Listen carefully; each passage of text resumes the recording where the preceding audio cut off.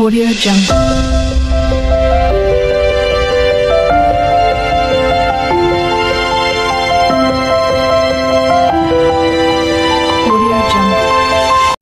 সুপ্রিয় শিক্ষার্থীরা, তোমাদের সকলকে আজকের এই ভিডিওতে সুস্বাগতম জানাচ্ছি। আজকের এই ভিডিওটি মূলত নবম শ্রেণীর শিক্ষার্থীদের জন্য। এই ভিডিওতে তোমাদের ষান্মাসিক সামষ্টিক মূল্যায়ন পরীক্ষার হিন্দু ধর্ম বিষয়ের সবচেয়ে গুরুত্বপূর্ণ প্রশ্নগুলো নিয়ে আলোচনা করব। তোমাদের হিন্দু ধর্ম পরীক্ষাটি অনুষ্ঠিত হবে 15 তারিখে। আর আজকের এই ভিডিওটি তোমাদের জন্য খুবই গুরুত্বপূর্ণ।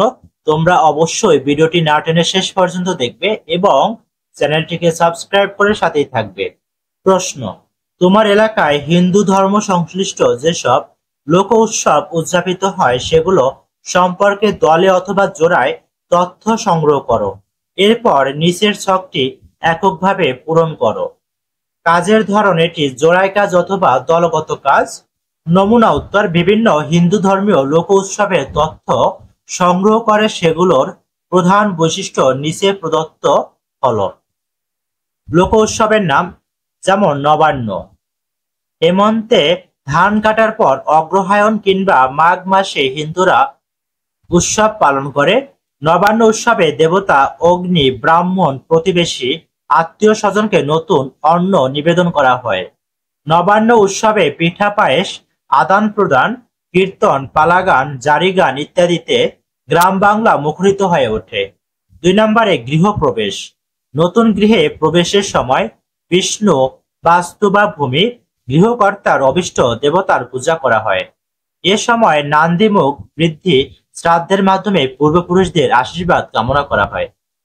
গৃহপ্রবেশের দিন পুরোহিত, গুরুজন, আত্মীয় স্বজন, বন্ধু বান্ধব, প্রতিবেশী সবাইকে নিমন্ত্রণ করে খাওয়ানো হয়। 3 নম্বরে চড়ক পূজা। চৈত্রের শেষ এবং বৈশাখের প্রথম 2-3 দিন ব্যাপী চড়ক পূজা উৎসব অনুষ্ঠিত হয়। ফরিদপুর, বরিশাল, সাতক্ষীরা ইত্যাদি হিন্দু প্রধান অঞ্চলে এ উৎসব অনুষ্ঠিত হয়। চড়ক পূজা উপলক্ষে বিভিন্ন স্থানে 2 অথবা 3 দিন ব্যাপী মেলা বসে। 4 নম্বরে পৌষ পার্বণ।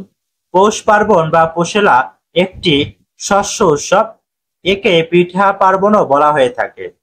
বর্তমানে পৌষ পার্বণ উৎসবটি গ্রাম বাংলার পরিবর্তে শহর অঞ্চলে লোক সংস্কৃতির অংশ হিসেবে পালিত হয়।